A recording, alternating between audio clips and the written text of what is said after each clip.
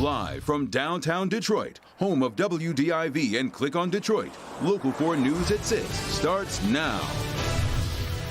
State Rep Jewell Jones making his first court appearance on charges of drunk driving and resisting police. His attorney is placing the blame on officers. The CDC loosens its masking guidelines for fully vaccinated Americans, but there are some situations where those people should still keep it on.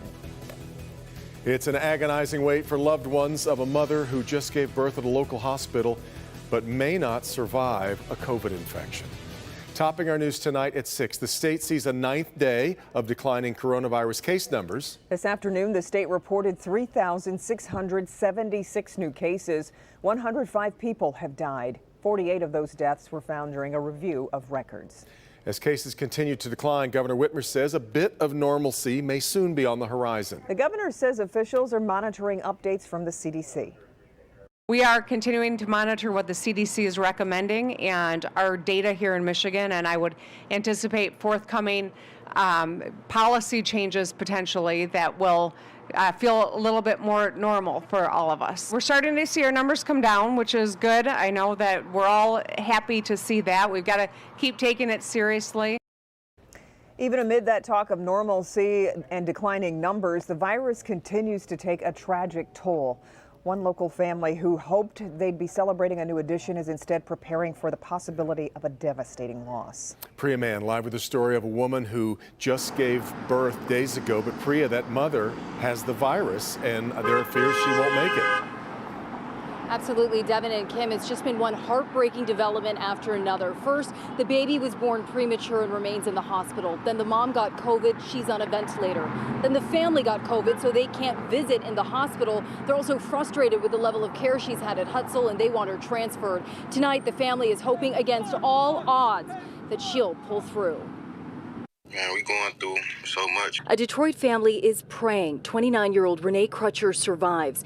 After giving birth, the mom of 6 is on a ventilator battling COVID and pneumonia. It's devastating, man. All I'm just hearing is bad news. The family says Renee was admitted to DMC Hutzel on April 9th. 2 weeks later, she gave birth to the couple's second child, a baby girl. Camry came early, and at only 4 pounds, she remains in the hospital. All happened so fast.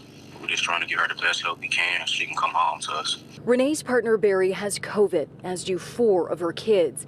The family has not been able to see Renee or Camry due to COVID restrictions. Y'all understood everything. I wasn't mad. I didn't flip out or nothing. I knew it was going to happen. I was just praying that I can go see her. The Detroit family is hoping against all odds this mom of 6 recovers, meets her baby girl, and comes home. Man, this your life, man. I mean, your family just love them while they're here. Because anything can happen in a flash. We was just happy. Everything was good until she went to the hospital. And DMC can't release information on specific cases, but they did give us a statement, and it reads, "Our hearts go out to all of those impacted by COVID. While the DMC makes exceptions regarding visitation to those who meet specific criteria to ensure a safe environment, visitors are not allowed for those hospitalized patients who test positive for COVID-19 or those who have symptoms." Your heart, of course, goes out to this Detroit family. Reporting live tonight, I'm Priya Mann, Local 4. A really tough situation. Okay, Priya, thanks. CDC made a big announcement today updating their guidance on outdoor mask wearing for people who are fully vaccinated. It was prompted by growing data on where spread most likely occurs. Dr. Frank McGeorge here with this outdoor update, but also some changes to indoor mask use. Frank? Yeah, Devin, so the update on outdoor masks can be broadly summarized. If you are vaccinated, you do not need to wear a mask outdoors unless you are in a crowded area like a concert or sporting event. But the safety of being vaccinated also extends to indoor activities. If you are fully vaccinated, things are much safer for you than those who are not yet fully vaccinated. As we gather more and more data on the real-world efficacy of vaccines, we know that masked, fully vaccinated people can safely attend worship services inside, go to an indoor restaurant or bar, and even participate in an indoor exercise class. But these situations need to be balanced by factors that are specific to your area or setting. If there is a moderate, substantial, or high level of community transmission, even masked indoor activities may not be safe. Masks are still essential in settings with a high percentage of unvaccinated people, including children, or when more people at risk of severe COVID-19 disease are present. Poor ventilation and more time indoors also increase risk. And here's the bottom line. With regard to why people who are vaccinated are wearing masks indoors, I think what we really need to convey here is we still have 50,000 cases a day. We do believe that vaccinated people are much safer when they're wearing those masks indoors. Now, the risk is also greater indoors and outdoors when you have activities that involve singing, shouting, physical exertion, or heavy breathing, or where you can't maintain physical distancing. The real takeaway message is masks will still be important in higher risk situations for everyone until more people are vaccinated overall. Frank, where's the frustration level with ER doctors like yourself when it comes to this slowdown, though, that we're watching in vaccines? Well, it's actually pretty high. You know, we want more people to get vaccinated, and as soon as possible. Honestly, this weekend, I still saw loads of people in my emergency department who are very sick from this virus. And many are now people who could have been vaccinated and frankly avoided this illness altogether. Yeah. It's just really frustrating. But I'm really hoping more people will just come around and get the vaccine. Just hate seeing this developing gap between supply and demand right now. All right, Frank. Those mask guidelines come on a day many of us are enjoying the outdoors. Ben turned on the oven this afternoon. It's been a very nice 40-degree shift, Ben. Hasn't it, though? I mean, just last hour, we have now moved up another degree, so we're at 83 officially at Metro Airport. Now, the warmest day of the year so far, not even tied as we head into the second half of the day. Still a chance that we could hit that record of 84. We're only a degree away from it. Sasso numbers are in the low to mid 80s. Carlton, one of the warm spots at 84. You can see Grass Lake there at 85. A lot of mid and upper 70s out here in the west zone. Ann Arbor 79, same number there in Howell. Obviously a little bit cooler in the north zone. Deckerville at 72, Sandusky at 73, and those numbers get a little bit closer to 80 as you head down towards M59. So we're in record territory today. We're going to see very similar numbers tomorrow, and the record again is 84. So we've got a shot there. 2 days of rain, and the one tomorrow is going to be coming with some thunderstorms. So we'll be talking about the timing of that and what we can expect for the weekend ahead. 10-day forecast is in the local forecasters app, and you'll need that to track tomorrow's showers and thunderstorms as well. It's all free in your app store by searching WDIV. Guys? Hey, Ben.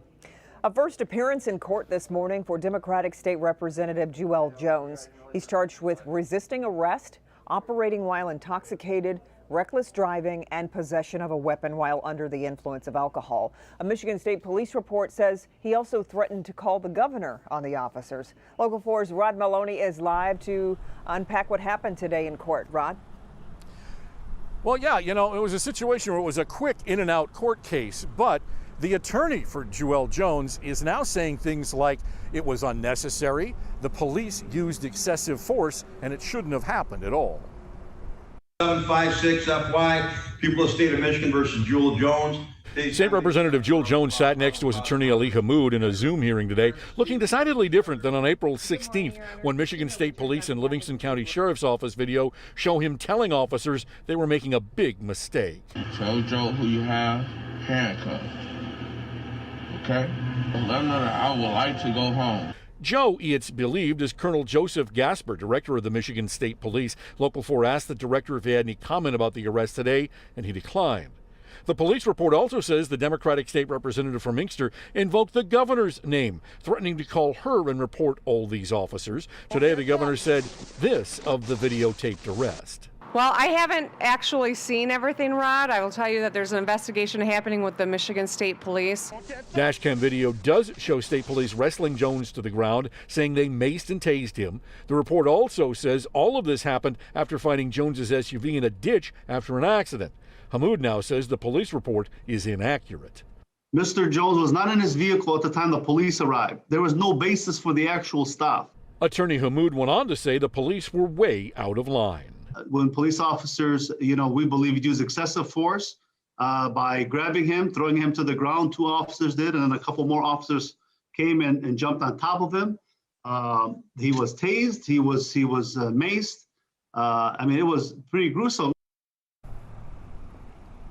Now, a blood test showed that the state representative had a .19 blood alcohol level. At least that's what the police report is saying. But Hamoun says there was no reason for that because they didn't have the preliminary breath test. Of course, police are saying that Jones refused that breath test. So the whole situation around the blood alcohol content is going to become very important in this case. Back to you.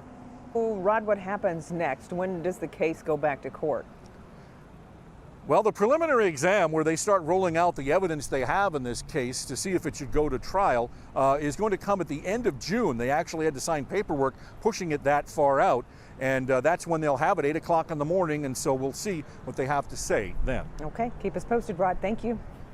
Ford Motor Company plans to open a new global battery center in Southeast Michigan. Ford Ion Park is going to build batteries to supply its growing lineup of electric vehicles. $185 million project. It'll bring on 150 experts in battery development, research, and manufacturing. Center is expected to open next year. Officials say this project will help the company deliver better and cheaper EVs to customers over time. And UAW Ford President Gerald Carrion says the unique collaborative effort at Ion Park will position Ford and UAW members and families to prosper for decades to come. There is crucial work to be done to make sure that the technology, infrastructure, and market for consumer demand catches up with the promise of electric vehicles. Well, it is the list every school wants to be on. Find out which local high schools made the top 25 list in Michigan, according to national experts. And let's check in with Sean Lay. Sean? When should police use a taser on a suspect or use deadly force? Tonight, the local Ford defenders were digging deeper to find you answers from the experts.